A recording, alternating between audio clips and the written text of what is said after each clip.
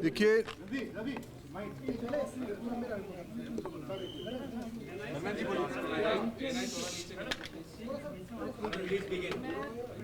चुप हो जाओ।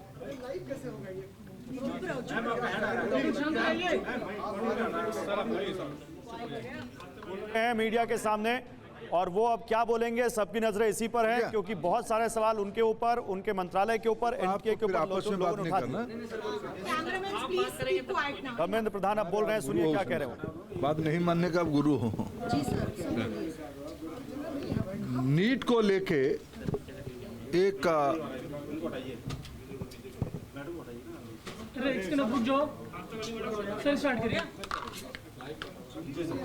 नीट को लेके एक फैसला आज सुप्रीम कोर्ट की स्तर से आई है। नीट में इस बार 24 लाख बच्चे परीक्षा दिए थे।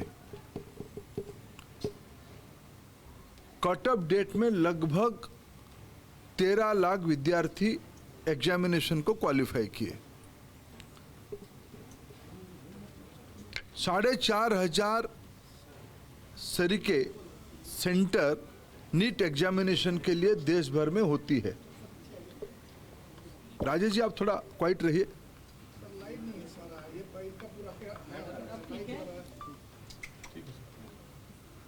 साढ़े 4,500 सेंटर देश भर में होती है। अनेक देशों में भी नीट की सेंटर होती है।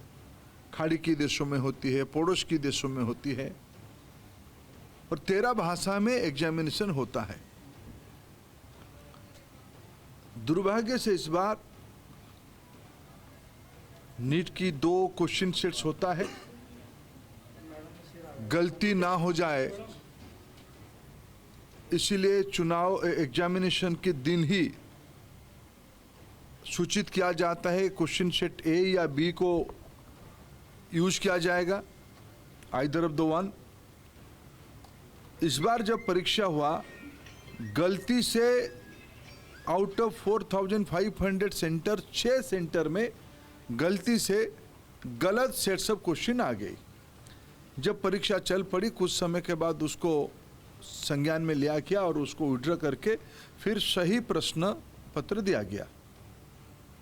उसमें कुछ टाइम लॉस हुई।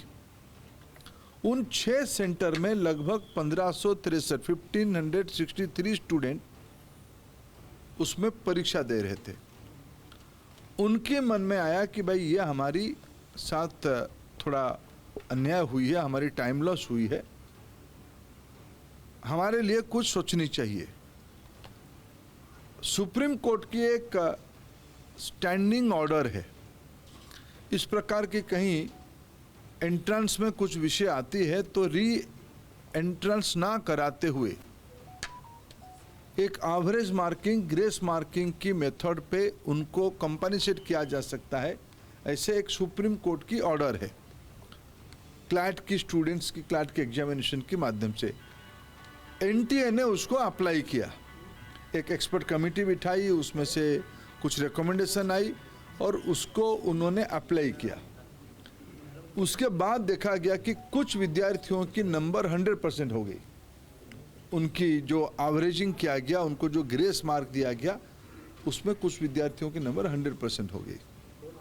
इसमें भी फिर कुछ लोग कोर्ट पे गए। पहले कुछ लोग कोर्ट पे गए थे कि हमारी टाइम लॉस हुई।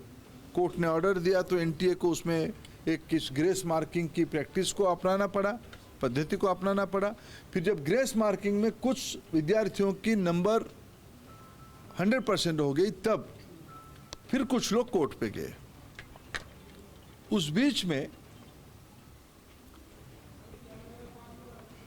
एनटीए ने फिर एक एक्सपर्ट कमेटी बिठाई, एकेडमिक्स कमेटी बिठाई। उन्होंने कुछ सोच समझ किया और कोर्ट ने आज उस कमेटी के ऑब्जर्वेशन को देखते हुए आज ऑनरेबल सुप्रीम कोर्ट ने स्पष्ट किया है उन 1563 स्टूडेंट्स को री एग्जामिनेशन का अपॉर्चुनिटी दिया जाए। 23 जून को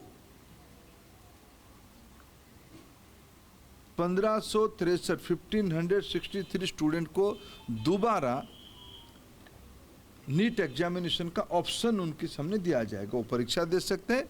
नहीं तो जो उनको ओरिजिनल परीक्षा की जो नंबर है उनको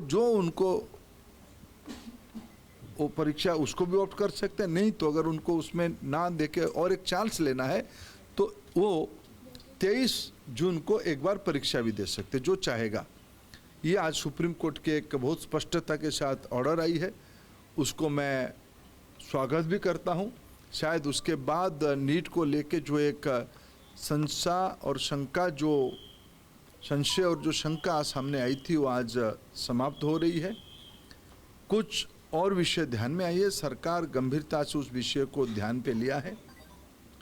हमें पूरा पारदर्शिता, कुछ विषय क्वेश्चन लीक की भी आई है, कुछ रिट पिटीशन उसके ऊपर भी लगी है, सुप्रीम कोर्ट की संज्ञान में है, उसके ऊपर भी सरकार अपना स्पष्ट मत रखेगा।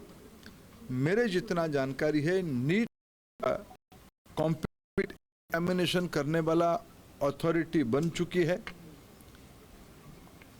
ये जो 3 प्रेस्टिजियस परीक्षा होते हैं, नीट, जेई और CUET, इसमें से देश की 50 लाख से ज़्यादा स्टूडेंट्स की हर एक साल अभी एग्जामिनेशन हो रहा है।